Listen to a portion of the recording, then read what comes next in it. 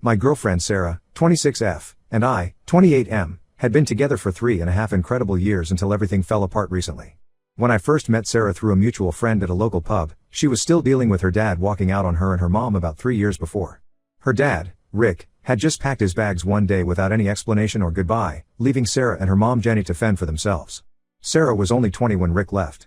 She was in her second year of college, struggling to balance her studies with a part-time job to help her mom with bills. Rick hadn't left them any money or means of support. Jenny had to pick up extra shifts at the hospital where she worked as a nurse to keep them afloat. Sarah had to give up her dream of studying abroad because they couldn't afford it anymore. When I met Sarah, she was working as a junior marketing executive at a local firm. Despite everything she had been through, she was one of the most positive and hardworking people I had ever met. We hit it off immediately, bonding over our love for indie music and hiking.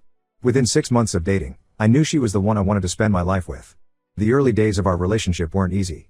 Sarah had severe trust issues from her dad's abandonment. She would sometimes get paranoid if I didn't respond to her texts quickly enough or if I had to cancel plans last minute. But I understood where it was coming from.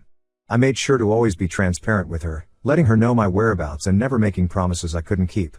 Over time, Sarah started healing. She stopped checking her phone constantly when I was out with friends.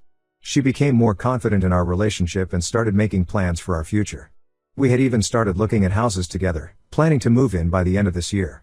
Then about 3 months ago, Rick suddenly got back in touch.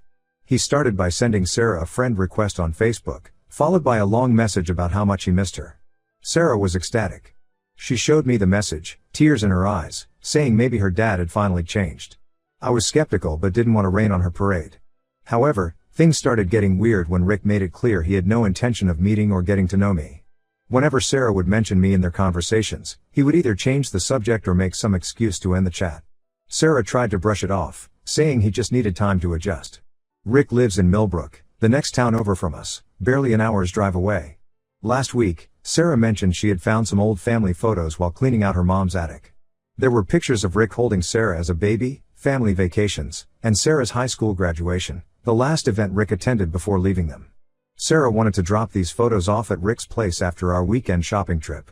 I agreed to go with her, even though I knew Rick wouldn't want to see me. When we got there, Sarah's car suddenly broke down. The engine made a weird noise and just wouldn't start. It was getting late, and we were stranded right outside Rick's house.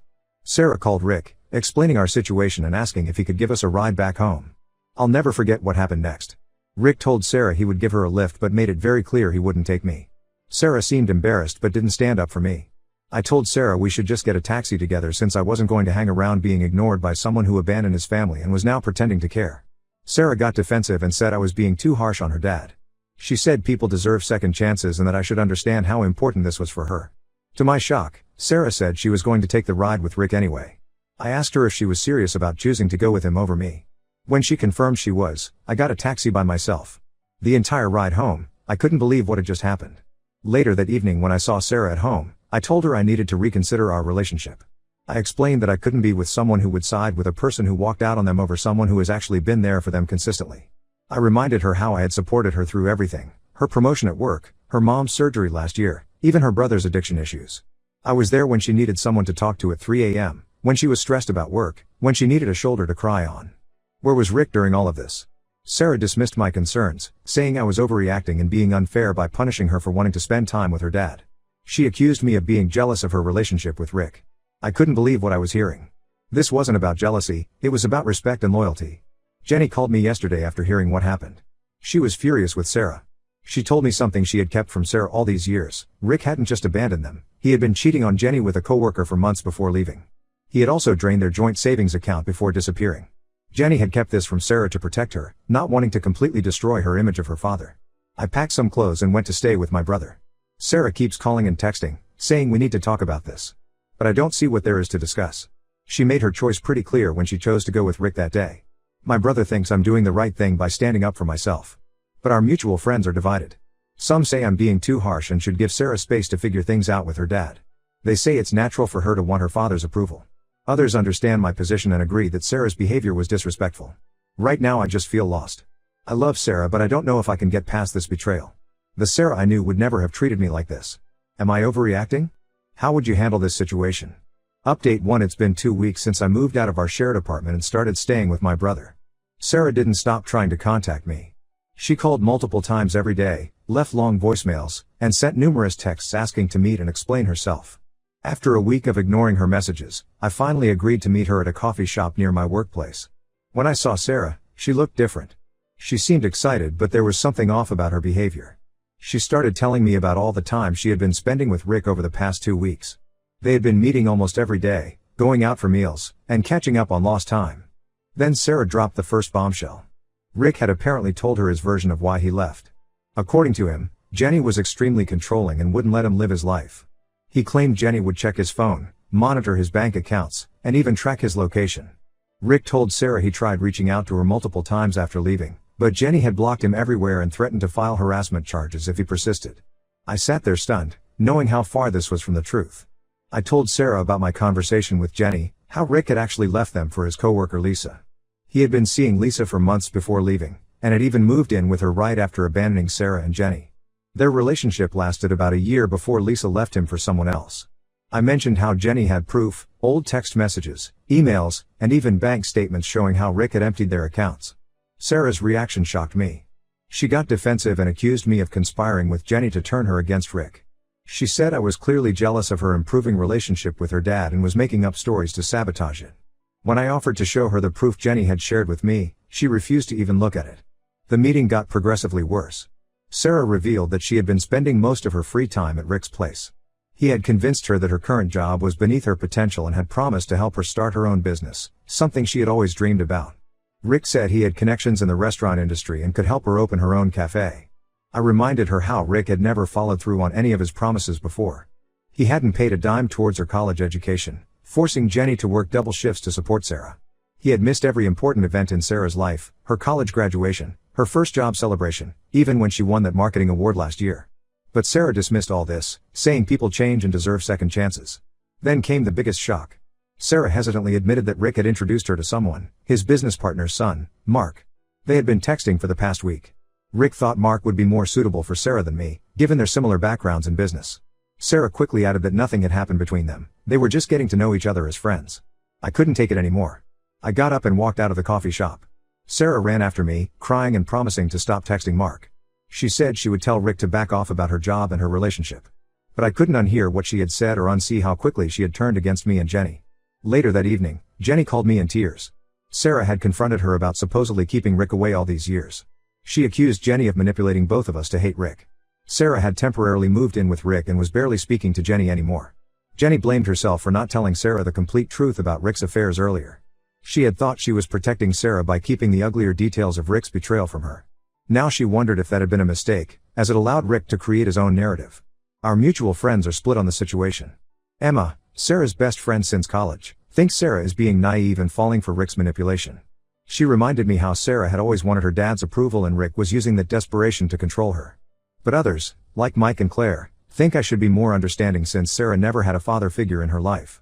I ended up blocking Sarah on everything except email, which I kept open in case we needed to discuss any shared responsibilities or belongings. I still can't wrap my head around how quickly everything changed. Just 2 weeks ago we were planning to buy a house together, talking about our future.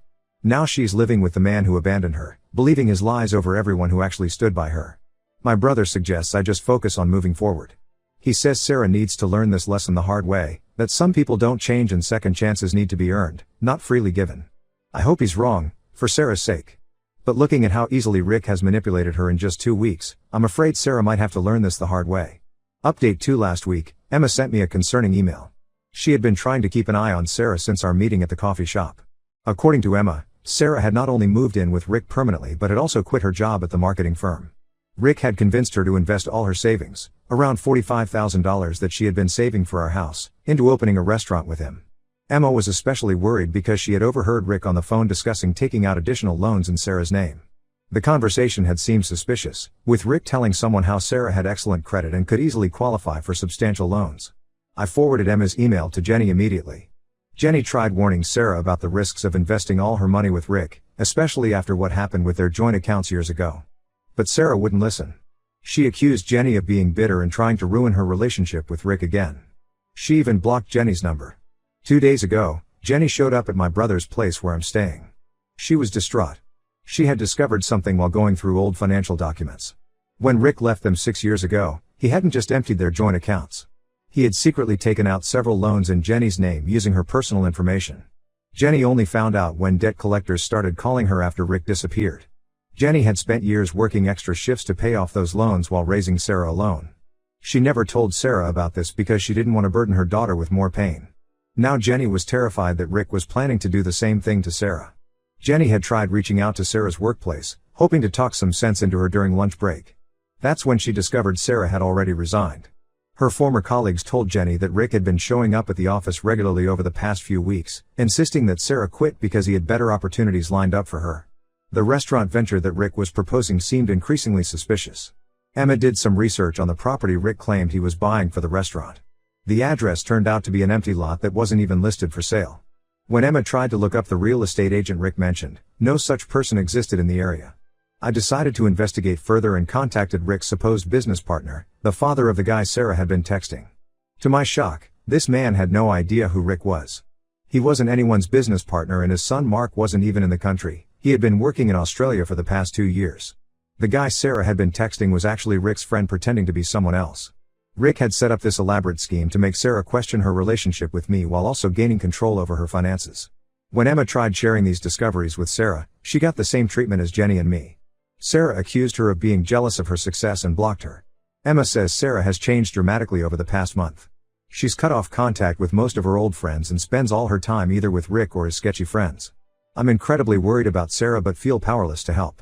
She's an adult making her own choices, even if those choices seem obviously destructive to everyone else. Jenny has consulted a lawyer about preventing Rick from taking out loans in Sarah's name, but legally there isn't much they can do since Sarah is willingly participating in everything. Sometimes I feel guilty, wondering if I should have handled things differently after the car incident. Maybe if I had been more understanding or patient, Sarah wouldn't have fallen so completely under Rick's influence. But then I remember how quickly she turned against me and Jenny, believing Rick's obvious lies without any proof or questioning. Our mutual friends are still divided on the situation. Some suggest I try talking to Sarah one last time before Rick potentially ruins her life. Others think Sarah needs to learn this lesson the hard way. After everything that's happened, I don't think she would listen to me anyway. She's made it very clear who she chooses to believe. I just hope Sarah realizes the truth about Rick before it's too late. Jenny says she'll keep trying to reach out to Sarah, but even she seems to be losing hope. It's painful watching someone you care about heading toward disaster while refusing any help or warnings. Update 3 Last night, I ran into Emma at the Blue Bar, our old regular hangout spot. She filled me in on everything that had happened with Sarah and Rick. Just as everyone had feared, Rick's restaurant business turned out to be an elaborate scam. He had taken Sarah's entire savings of $45,000 and disappeared again, leaving her with a mountain of debt. The property he claimed to be buying never existed. The construction company he said was renovating the space was fake. The suppliers he had supposedly signed contracts with were non-existent. Even the guy Sarah had been texting, the one pretending to be Mark, turned out to be Rick's drinking buddy who was in on the scam. Rick had played Sarah completely. Not only did he take her savings, but he had also convinced her to take out additional loans totaling nearly $100,000 for restaurant equipment and supplies. None of that money was ever used for the business. Rick had transferred everything to offshore accounts before disappearing without a trace. Sarah tried filing a police report but hit a dead end. Since she had willingly given Rick the money and signed for the loans herself, the police said it was a civil matter. They suggested she hire a lawyer, but Sarah could barely afford groceries now, let alone legal fees. She's back living with Jenny, trying to piece her life back together.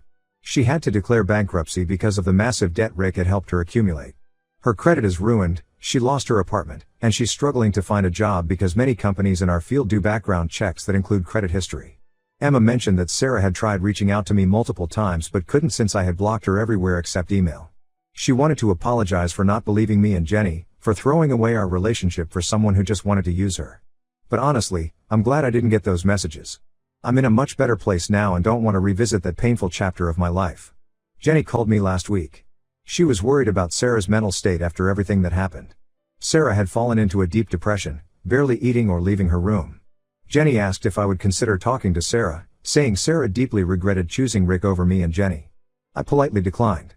The way Sarah had turned on us so quickly, believing Rick's obvious lies without any proof, showed me her true character. I've started dating someone new. Catherine is completely different from Sarah, she's independent, has a great relationship with her family, and most importantly, she trusts my judgment. Looking back, I'm grateful I walked away when I did. If I had stayed, I might have gotten dragged into Rick's mess too. Last month, Sarah sent me an email apologizing for everything. She admitted she had been naive and stupid to trust Rick over the people who truly cared about her. She asked if we could try again, promising things would be different this time. I didn't reply. Some bridges, once burned, can't be rebuilt. I wish Sarah well and hope she learns from this experience. But I've moved on with my life. My relationship with Catherine is going great, and we're talking about moving in together. My business is doing well, and I'm finally at peace with everything that happened. Sometimes the best thing you can do is walk away from toxic situations, even if it means leaving behind people you once loved. The whole experience taught me that trust, once broken, is very difficult to repair. This will be my final update on this situation. Thanks to everyone who supported me through this. Life is much better now and I plan to keep it that way.